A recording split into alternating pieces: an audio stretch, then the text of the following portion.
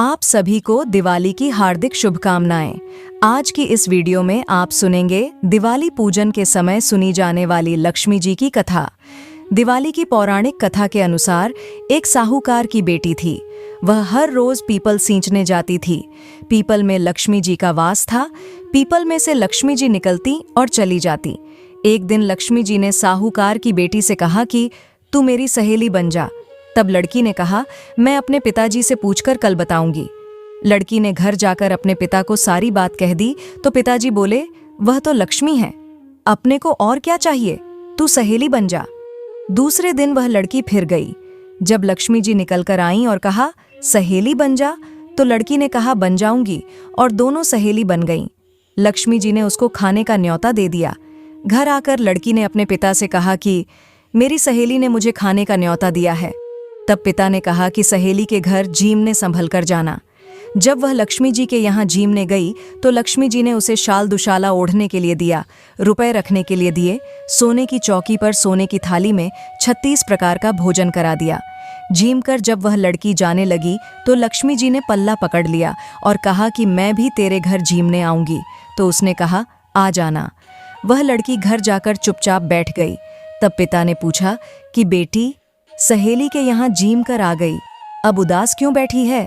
तो बेटी ने कहा, पिताजी, मेरे को लक्ष्मी जी ने बहुत दिया। सोने की चौकी पर सोने की थाली में अनेक प्रकार के भोजन कराए, परंतु मैं उन्हें कैसे जिमाऊंगी? अपने घर में तो कुछ भी नहीं है। फिर पिता ने कहा कि जैसा हो सकेगा जिमा देंगे, परंतु तू गोबर मिट्टी से चौका लिपकर सफाई कर ले और 4 मुख वाला दिया जलाकर लक्ष्मी जी का नाम लेकर रसोई में बैठ जा। वह लड़की सफाई करके लड्डू लेकर बैठ गई। उसी समय किसी रानी का 9 लखा हार चील उठाकर ले आई और उसका लड्डू ले गई और वहां 9 लखा हार डाल गई। बाद में वह हार को तोड़कर बाजार में गई और सामान लाने लगी। तो सुनार ने पूछा कि क्या चाहिए? तब उसने कहा कि सोने की चौकी, सोने का थाल दें, शाल दुशाला दें, मोहर दें और अनेक प्रकार की सामग्री दें। 36 प्रकार का भोजन हो जाए, इतना सामान दें। उसने सारी चीजें लाकर बहुत तैयारी करी और रसोई बनाई। फिर थोड़ी देर में आगे आगे गणेश जी और पीछे पीछे लक्ष्मी जी आईं। उस लड़की ने बैठने को सोने की चौकी दी और कहा, सहेली, चौकी पर बैठ जा। तब लक्ष्मी जी ने बैठने से मना कर दिया और कहा, सहेली, चौकी पर तो राजा रानी बैठते हैं।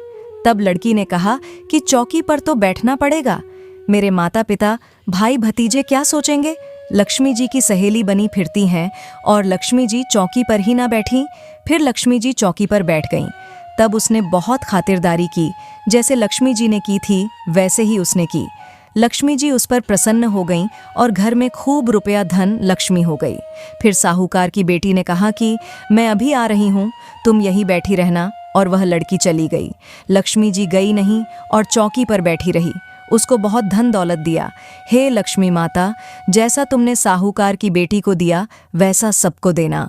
कहते सुनते हुंकारा भरते अपने सारे परिवार को देना। पीहर में देना, ससुराल में देना।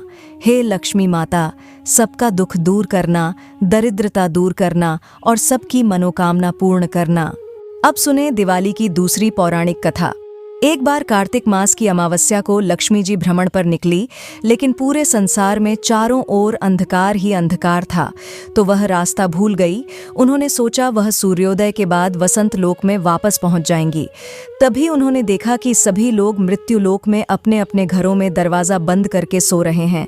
सबके घर में अंधकार था। तभी अंधेरे में उन्हें एक द्वार खुला हुआ दिखाई दिया, जिसमें दीपक की एक लो टिमटिमा रही थी।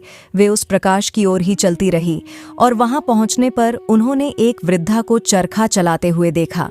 रात्रि विश्राम की अनुमति लेकर वह उसी वृद्धा की कुटिया में रुक गई। वृद्धा महालक्ष्मी जी को बिस्तर आदि देकर दोबारा काम में लग गई।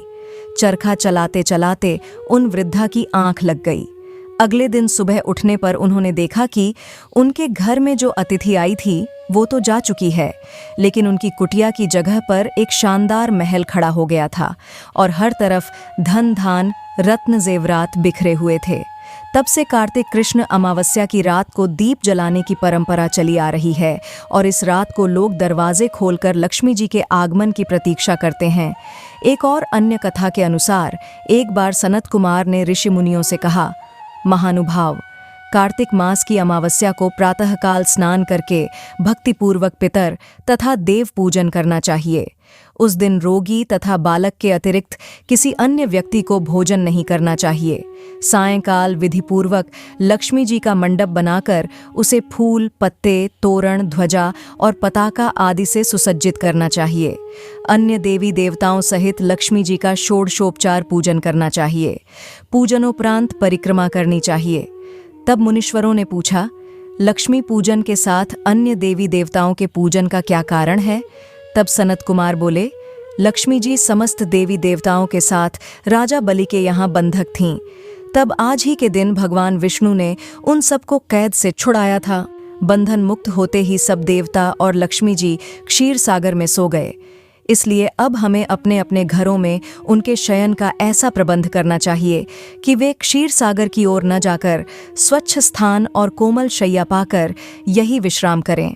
जो लोग लक्ष्मी जी के स्वागत की तैयारियां उत्साहपूर्वक करते हैं, रात्रि के समय लक्ष्मी जी का आवाहन कर उन्हें विविध प्रकार के मिष्ठान्न का नैवेद्य अर्पण करते हैं, दीपक जलाते हैं, इस प्रकार विधिपूर्वक पूजन करते हैं, उनको लक्ष्मी जी छोड़कर कहीं भी नहीं जाती।